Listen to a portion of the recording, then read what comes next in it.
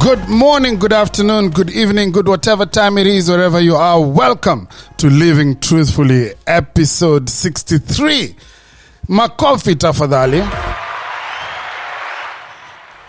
So, it is episode 63 and I'm very excited, very, very excited that you're listening to me and that we're having these conversations together. So, first tell me how you doing? How you coping? How you coping with COVID-19? Are you staying safe? Are you keeping your social distance? Are you washing hands? Are you wearing masks in public? I hope you are. If you're doubting that COVID-19 is real, it's real. I just lost a friend about a week and a half ago to COVID. And that was hard to deal with because it was pretty sudden. It's a kind of space you don't expect. You lose a friend at, and that was pretty hard for us. But so stay safe. So now, today and hopefully for the next few episodes, I want to talk about addiction. I want to talk mostly about drugs and alcohol addiction, though I'm aware that there are many types of addictions. And the reason I want to have this conversation is because even though I'm not personally struggling with drugs and alcohol addiction, though I have struggled with other forms of addiction, I think this one is becoming closer to home for me. I have friends who are currently dealing with this, and I'm not even sure how to help them. So now, I have a friend of mine who has been on the podcast a couple of times. His name is Tosh Anthony Maneki. He introduced me to a gentleman who is sitting right across me right now. The gentleman, his name is Mr. Solomon Gitau, Kilanga.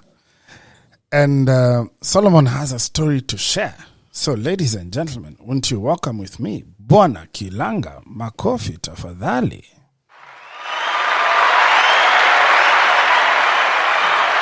Solomon, karibu. Asante sana. Welcome to Living Truthfully. Thank you, Amani. It's good to meet you.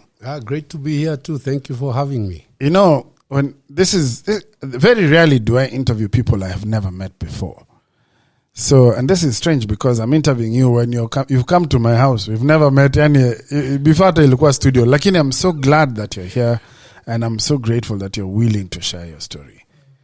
Let's start with Solomon. Let's start with where you are now, What are you doing with yourself? Who are you now? Who is Solomon today?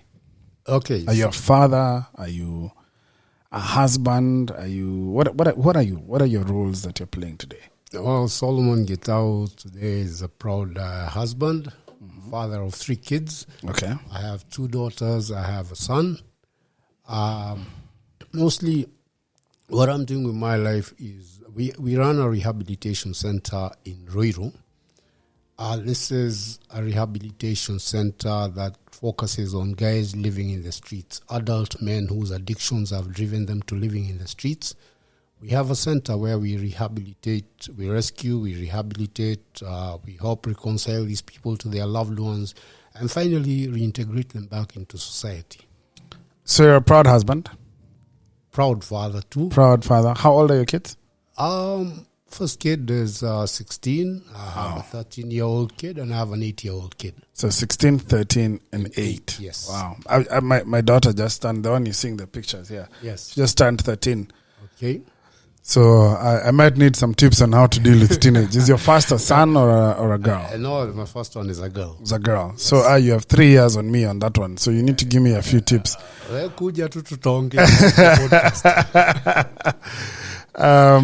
But this is not where you've been. This is not the journey. No. This has been here. You said you're familiar with this neighborhood. Oh yes, I'm familiar with this neighborhood. I grew up at what is today 87 Raptor Road. Okay. That was the East African Airways Maisonets in the 70s. Mm-hmm. My father was a pilot. Mm-hmm. I schooled in Consolata, which is down the road. Yes.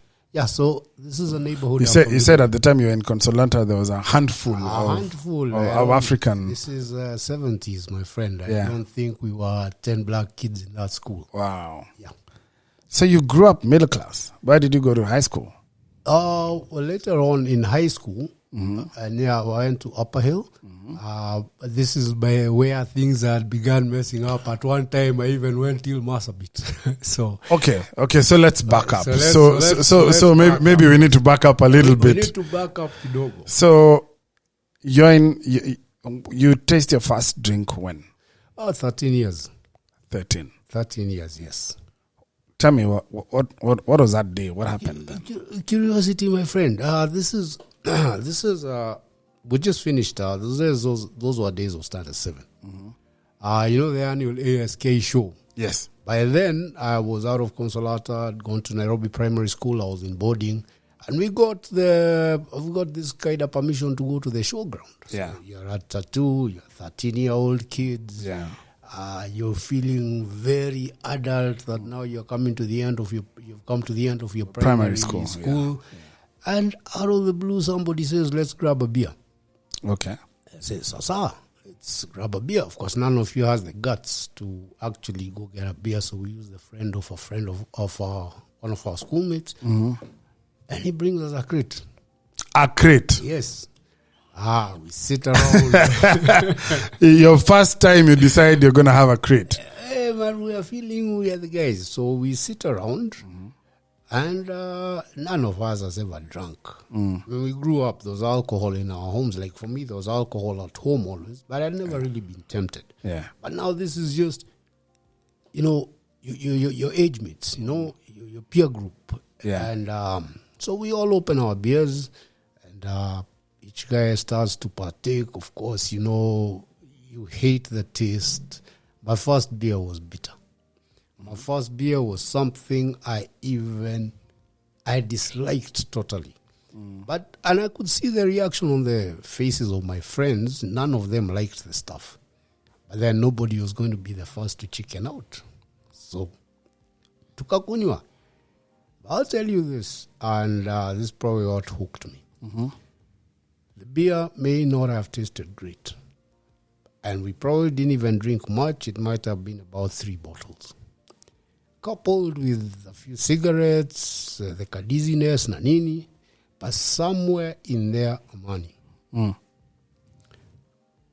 The effect of that alcohol just suddenly made me feel invincible. The effect of that alcohol made me feel good about myself. The effect, I felt like a colossus. And in fact, had you seen me that day, a 13-year-old schoolboy strutting around the Jamhuri Park showgrounds feeling like he owns the world. But for once in my life, I came alive. I felt a sense of worth inside me. Wow. I'll tell you this, the next day, the hangover next day, I didn't want any, almost dissuaded me from alcohol again. But then I came to learn that anytime I took alcohol, it completely altered how I felt about myself. It made me feel like something. Wow. Yeah. So now you've gone through this you've experienced this feeling of being invincible. You're a man. You're a man. And so now the next year, now you've, you call us primary school. My parents happened to be, when we were finishing primary, they were out of the country. And they came back the next year. And we moved to a new estate. We moved to Golf Course. And I was just getting into Form 1, but I had excellent results, primary examinations. So my parents buy me a motorbike. At the age of 13, you now have a motorbike. You're 13 years old. You've learned how to kunywa kidogo.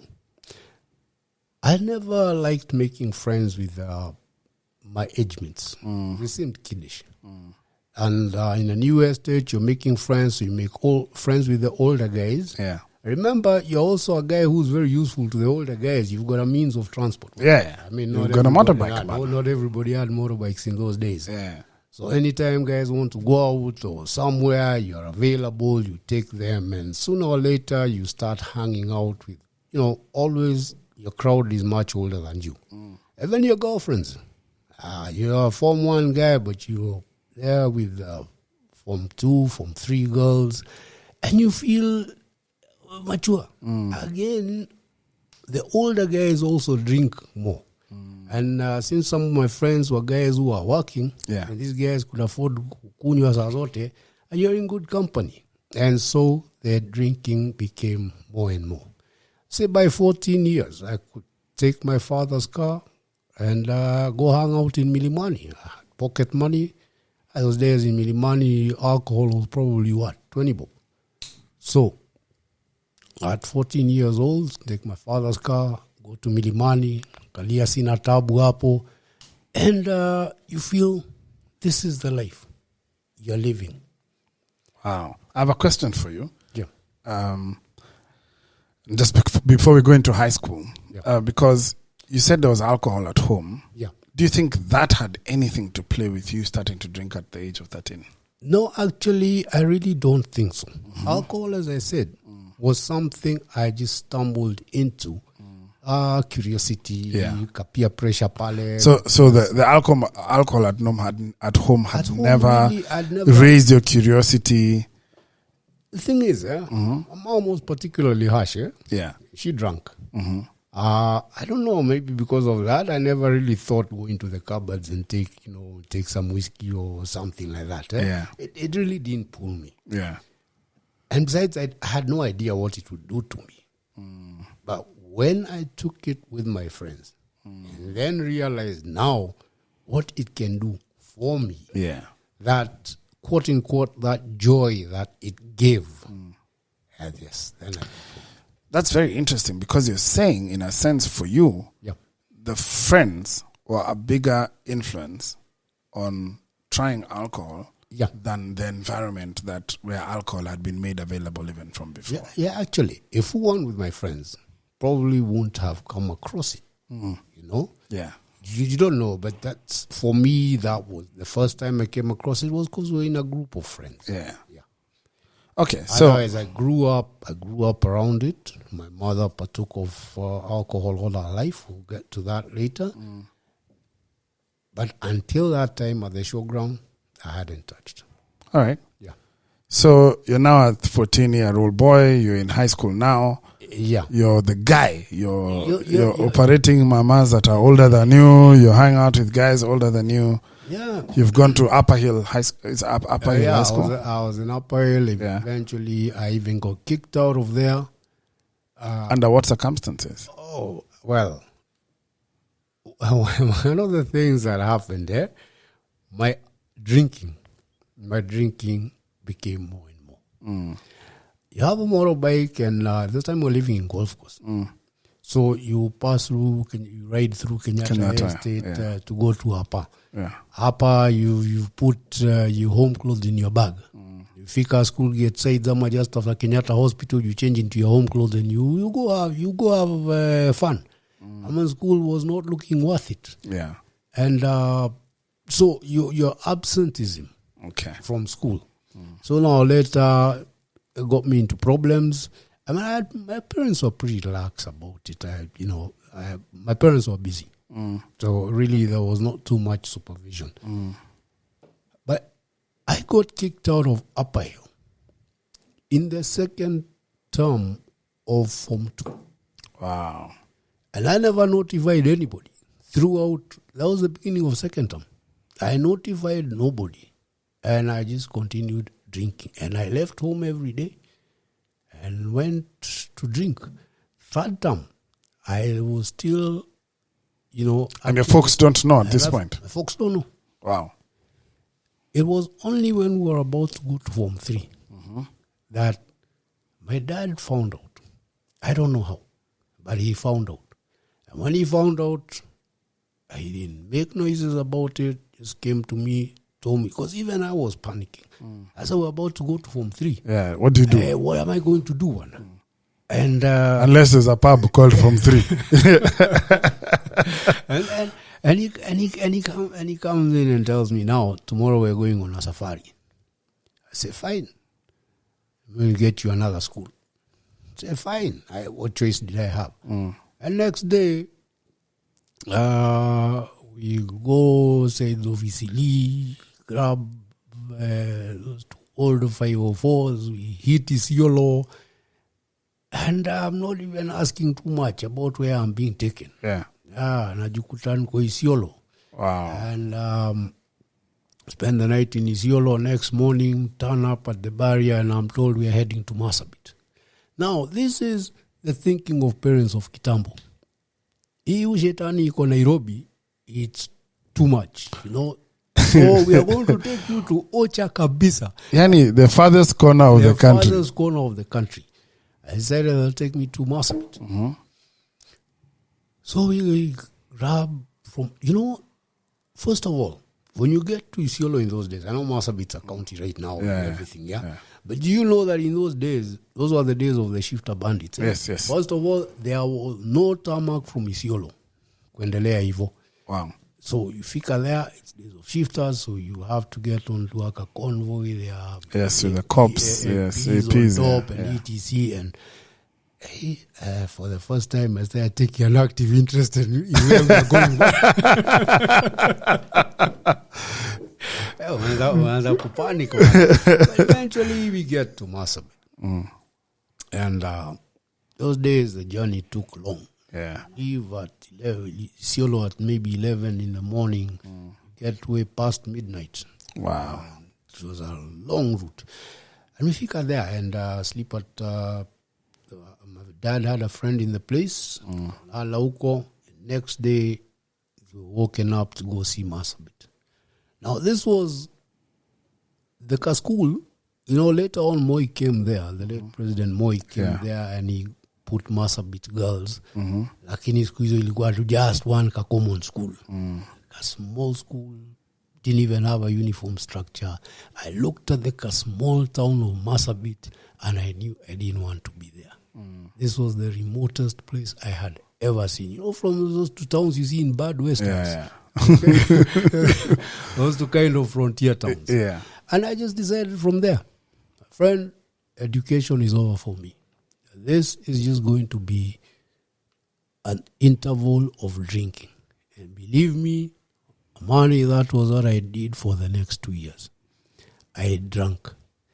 I could guilt trip my parents on anything. All the potential dangers out there. Play on their guilt why they've brought me to this place. Blame them and make them feel they have to send more pocket money. I think I was getting more pocket money than the money they were probably paying fees there. And so I drank. And into my life now came Mira. Those are places Mira is common. Yeah. Allah, you found another thing, Mira. Logo, you're one of...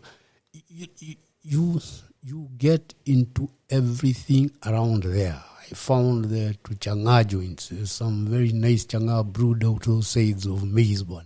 Even the fact that you said nice changa, I went into everything. Let's just say this. I spent a short period of 2 years of my life in Marsabit, but the time I came out of there, I was an alcoholic. I was an addict. Did you sit your case here? Yeah, I did sit. I sat, and as soon as I got back to Nairobi, see, me, I always had a plan in life for money. My plan was very simple. I was going to make money and drink.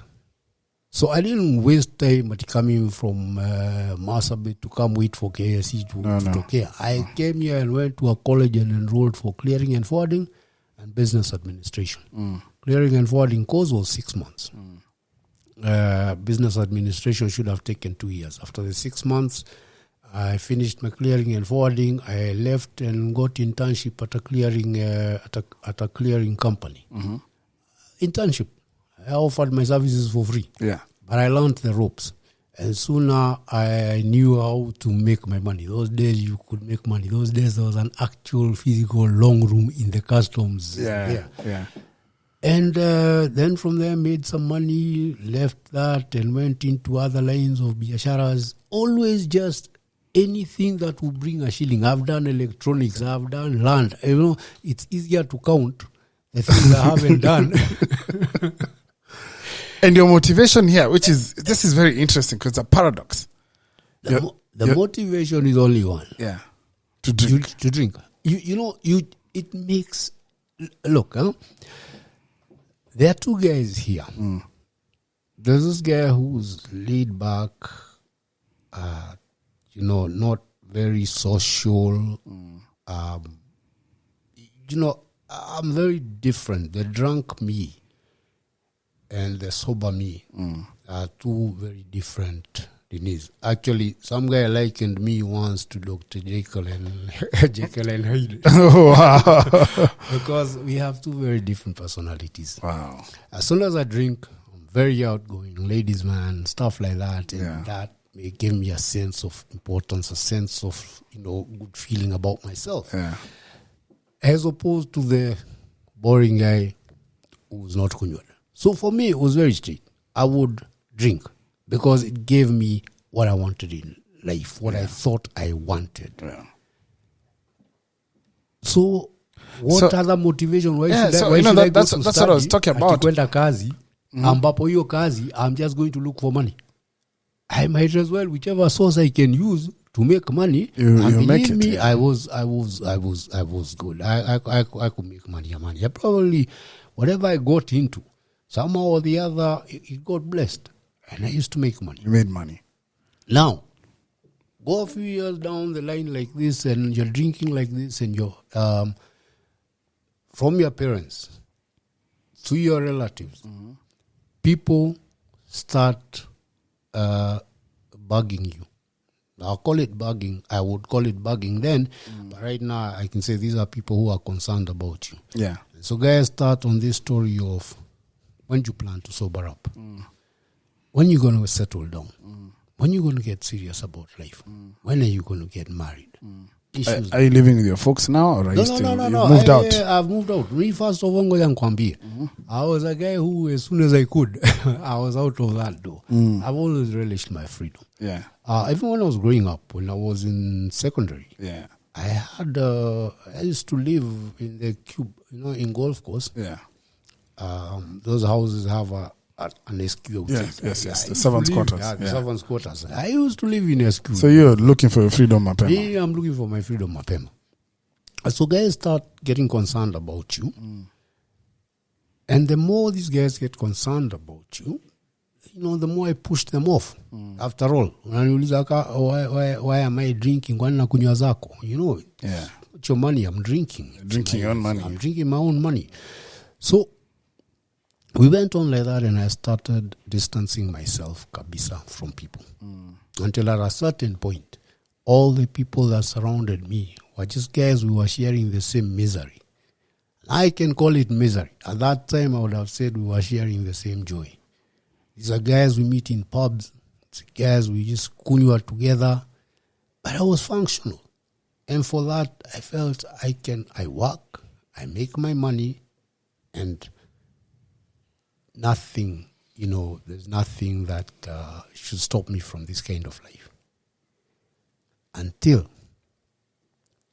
I reached a place where I started desiring, an alcoholic's mind. I don't know if this is alcohol or what it was.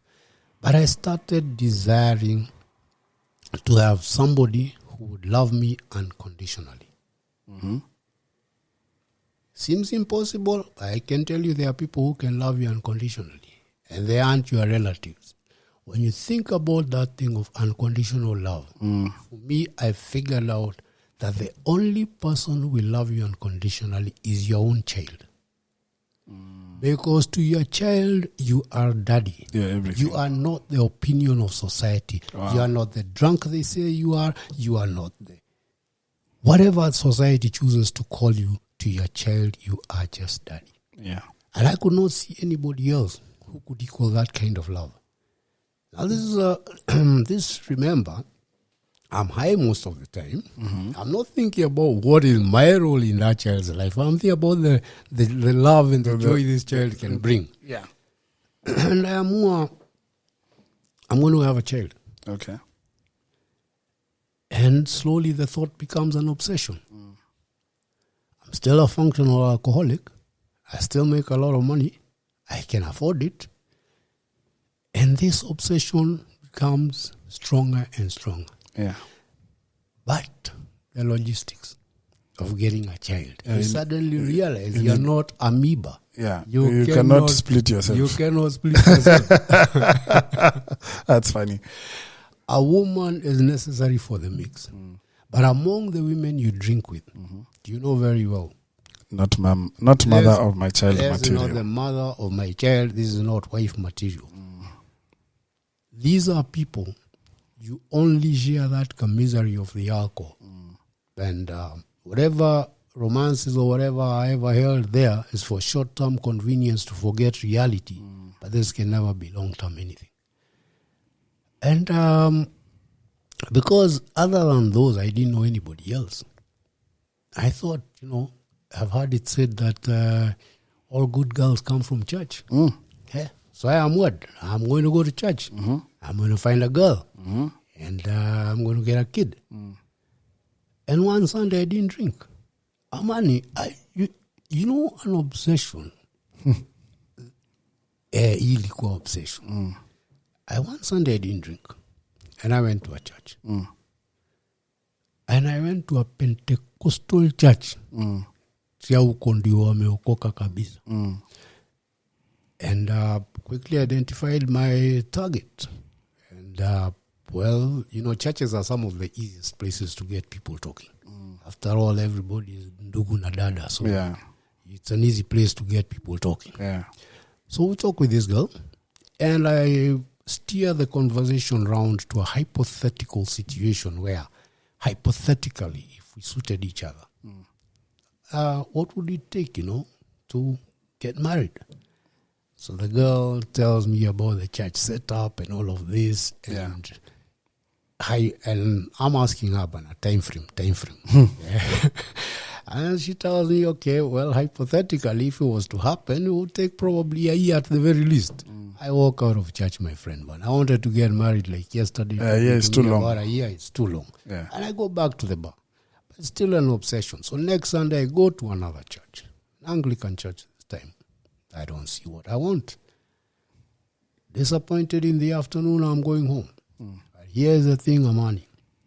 If you want something, and if you seek it bad enough, whether it's good or whether it's bad, you're going to find it. To find it.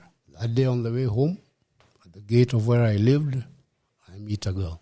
I say, hi, it's about 4 p.m. Hi, you come in for a cup of tea. And she comes in. That was 4 p.m. By 7 p.m., 3 hours later, Amani, I had courted, I had married, I had consummated the marriage, and she was moving in. Wow. I never even asked or even paused to ask, how desperate must she have been? For me, everything, all I could see was that the universe has answered my prayer. Nimeangukia. Venye nilikuwa nimepanga. Yes, now things have come to be. And even a friend of mine passed by at about 8 o'clock that night. Guy, we had seen each other in the morning. Asked me, hey, Gitau, what's up? Who's this? This is my wife. I was like, Gitau, I know you don't. And then he tells me, well, you don't have a wife. I tell him, Jay, walk out of here and stop interfering in my domestic issues. But this kind of long story short, I stayed with that woman. She had a kid. I supported her. I supported the kid. When you say she had a kid, is it? Yeah, she had a small kid before she met you. Before she met me. Yes. Before she met me. She had a small boy. And I took care of the kid. The kid was living at her mother's place. She stayed with me. I took care of her needs. And expectantly and took care of my business and expectantly waited for my own child. 1 year down the road, I came home. This happened to be a Saturday. And at that time, we were doing electronic stuff and we were making quite some good money. And I thought, it's been almost a year with this woman. I have never even gone out with her. Yeah. Why don't I go home early and just surprise her, take her out? Yeah. So I went home early. Got home early. I'd never been there. Usually I left home at 8 in the morning, came back 8 in the evening, except Sundays. And even Sundays when I was there, I would ask her to go bring my favorite drink to the house. I go home maybe about 1 o'clock, and I enter the house, I find the main door open, I hear noises in the bedroom, I go to the bedroom, and I find my so-called wife in bed with another man. Oh. And, some things just shock you. You don't know. You don't have... I'm not a guy who lacks words to say, but that particular situation, I had nothing. I had no comment. So you just look on, and kidogo, it looks like it's for a long time, but probably just a few seconds, and they notice you're there. They stopped doing what they're doing, and I walked out. I'd never drunk in the local bars. I went to the local bar to drink. By the time I came back, they'd gone. For the next 3 days, I spent my time drinking in the local bars. In those 3 days, I found out more about my so-called wife than I knew about her in 1 year. First of all, I found this was the baby daddy. Mm-hmm. This is the father of the child. I'm the one. That you end up taking care of. These people have always been together. It's those things of they fight, Sana. At one time they fought even after having this kid. The guy married somebody else. They got back together. They fought again. On the particular day when I asked her to move in, they happened to have been going through problems, and she was almost getting kicked out of her rental. So when I proposed, hata yeye alisema Mungu amemjibu. Mungu aliwajibu nyinyi wote. Wow. So where I thought nimeangukia, she must have also been saying nimeangukia. Let me tell you something. I spent 3 days. You're a man. You know the feeling. I spent 3 days. I calculated what I would do. I thought about killing her with a machete. I thought about whether I would drive a knife into her. I thought about all manner of how I'm going to kill her. But in those 3 days, I also realized that whatever I would do would be illegal and I would be jailed. And then she came back. And all I did, I was sure I wanted no more part of that marriage, and I left. Where we were living, I walked out and never turned back. I just took my documentation and I went away. That is why I've talked about that part. Wow, what a story, man.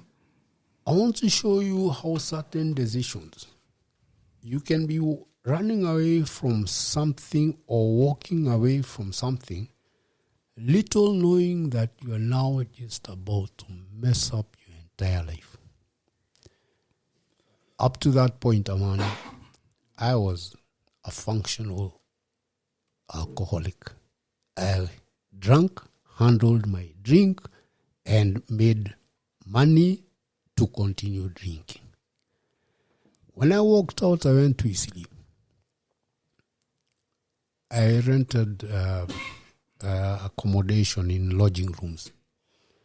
But because of that pain, because of wanting to block out the pain of what had happened, of course, your little male ego is crushed, Bana. You had a plan. You had worked it all out. And suddenly your ego is crushed, kabisa.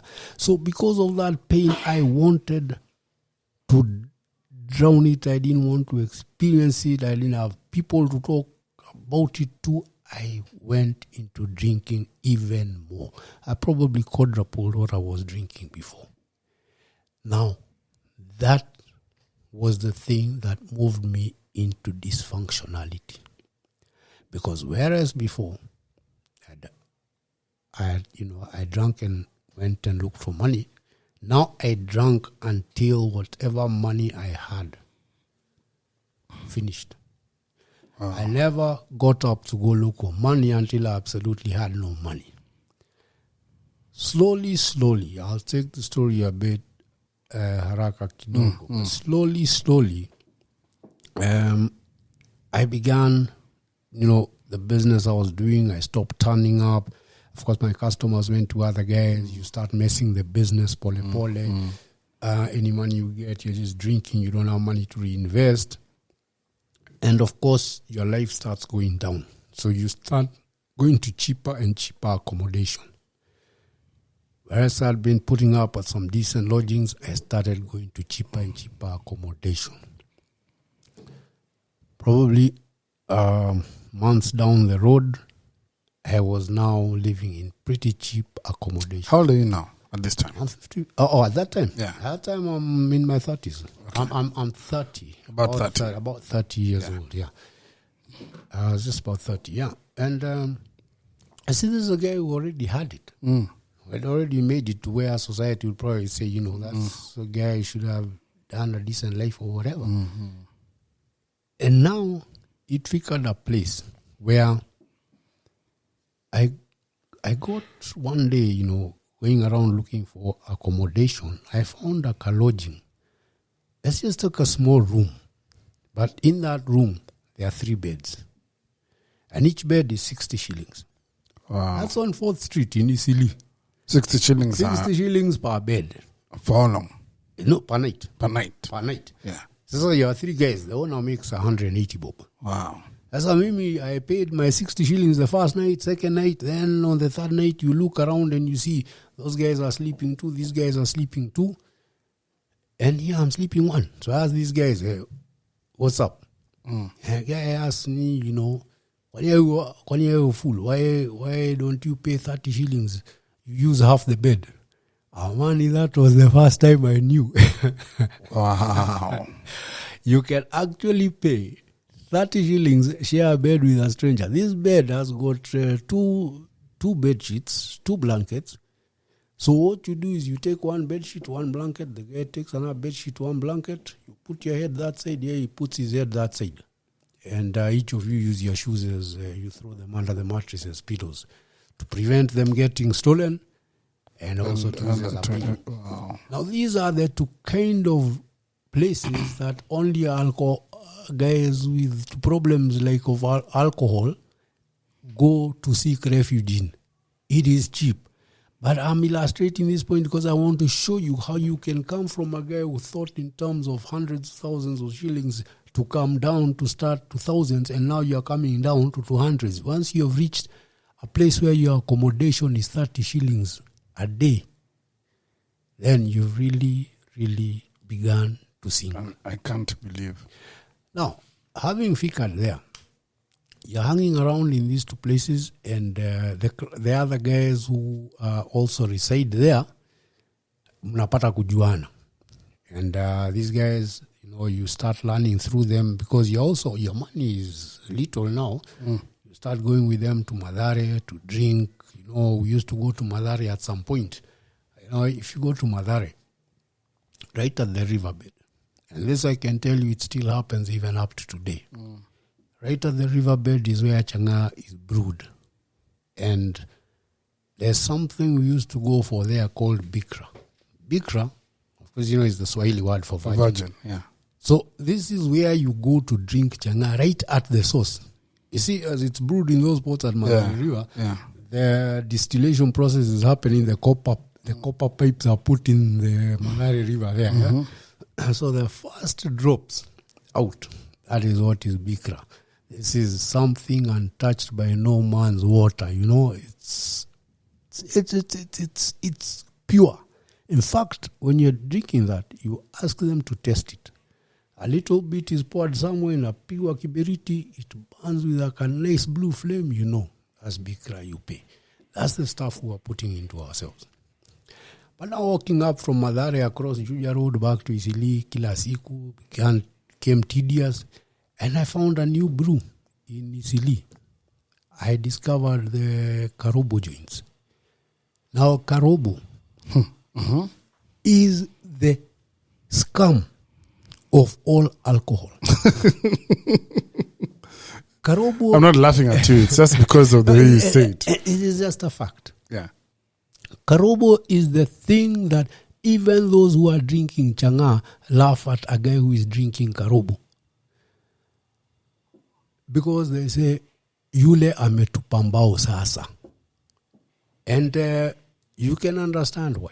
First of all, karobo is not even a drink that is served in even plastic cups. Unapewa na kasuku. Those old plastic containers for cooking fat. Yeah. The ones that are thrown out of households, guys collect them from the mapipa there, they wash them, they sell them to the bar owners. That is what you are immured for. You are immured in. Because now if you wish to run away with that, you can run. At that time, and karobo is as potent as it is lethal. That thing kills. That thing causes to strange diseases, but still people take it because it is cheap. At the time, karobo, even in karobo, there's still, it's the scum of drinks, but there's still people still out there to social pretensions down there. Eh? By the way, it's funny, social pretensions are everywhere, even there. For example, there is the very small size of karobo. The one of the 250 gram plastic thing. Yeah. That one was sold for 4 bob. Okay. Now, anybody drinking that, you avoided. That was a guy who was doing badly. I mean, he's drinking of 4 bob. Regardless of the fact that you're both in a karobo joint. You're both in a karobo place. I'm telling you, social pretensions are everywhere. Then there's the 8 bob. That we call it kawaida. That one is 500 gram thing. Kila mtu anakunywaga hivyo. You are doing okay. And it's 8 shillings. 8. I didn't say 80. No, just 1, 2, 3, 4, 5. Yeah. And then there was the one of 16. The 1 kilogram thing. If you saw a guy drinking that 16, you knew he was doing well. He had come upon some money. Wow. So anyway, so we get into this, and this is what we are drinking. And at this point, karobo places are filthy places. So the kind of company you are keeping has deteriorated kabisa. And in those karobo places, now I want to first of all illustrate something financially. By this time, karobo, 8 shillings. 3 of those are 24 shillings. Yeah. Okay? And then there was some to cigarettes called Rocket. Some to filter cigarettes. No filter. No filter. Those ones are kali hata kuliko roaster. Those ones you could smoke like thrice per cigarette. So when you have, they cost 50 cents at the time. So for 6 bob, you had 12. You have 12, that's a day's supply. So your alcohol bill is 24 shillings plus 6 shillings. That is 30 bob. Your accommodation, 30 bob. That is 60. If you make 100 shillings a day, you've even eaten. You're sorted. You've even got 40 bob for food. Tell me. I'm trying to show you a social slave. What year was this? I went, this was now the year about 1997. Yeah. This is 1997. Wow. This is 1997 now. And I am now flirting with a very dangerous kind of life. Because now, at 100 shillings, you have no reason to go looking for anything else. And 100 shillings, this is not when you had to look for hundreds of thousands of shillings. No. This is not when you had to look for thousands of shillings. You're devoid of any responsibilities. Your only responsibility ni pale unalala and what you drink. Food, the 40 bob is more than enough because you eat mtura somewhere along the road, the days you actually eat. Because remember, at this point, you want the highness. You want this high. It's not social drinking. You just want to stay at that level of highness. Sometimes you don't eat because even that food, ukishiba sana, it reduces the effect of the alcohol. So all you want is to stay at that level. you're treading on very dangerous waters. But even then, Amani, I refused to admit that I had a problem. So, let me tell you, let me just go on because I want to show you. You can go, you think you're in a bad spot, you can go to an even worse spot. Tell me, when you were living with this chick, where were you? Kariobangi South. So you've moved from K South? I've moved from K South to... I have come to Isili. Is I have lived in some nice lodgings. I have come down that ladder of Elini. I am now living in some other two cheap... We're sharing a bed with another man that you can pay 30 bob. So that you can pay 30 bob. All of you only know you share it with because you just come totally drunk. Unaonyeshwa kitanda ni ile, umelipa 30 yako. You never, I mean, the only thing you remove is your shoes. Put them under your pillow, grab your one shuka and one blanket and black out. Early in the morning, as soon as the effect has worn off, you're out of there to go look for some more alcohol. If you ever use any of the lodging facilities, if you ever do, that's when maybe you grab a shower. More often than not, you probably don't. So now you see where at what point you are playing around at. And at this point, I am not able, I probably know inside that I do have a problem, but I am not admitting it. So are you trying to say this was not your rock bottom? No, that wasn't rock bottom. So if this is not rock bottom, just a stage towards rock bottom. What does rock bottom look like? Well, let's go on. I want to show what rock bottom can look like. So one day, while I'm living in this place, and I'm at the Karobo bar, one of these guys who we drink with comes and tells me, Gitau, wana, see you buy me some alcohol. Tell him, boss, me have 30 bob. And this is for lodging. And the guy tells me, wefanya hivi, you buy, we'll sleep at my place. Now, I'm also thirsty. Yeah. Hey, so I will sleep at your place. Sawa, later, mikebe ikaja, we drunk. I want to I want to make something very, very clear here. Karobo joints are very filthy places. Actually, Karobo joints are those places you enter when you come in. If you are sober, you first hold your nose because they literally stink. Unwashed bodies and some general stink in there. But once you've kunyawed a bit, then everything. You're part of the environment. You're part of the environment. In this place are very filthy things. And I had noted that. Yeah.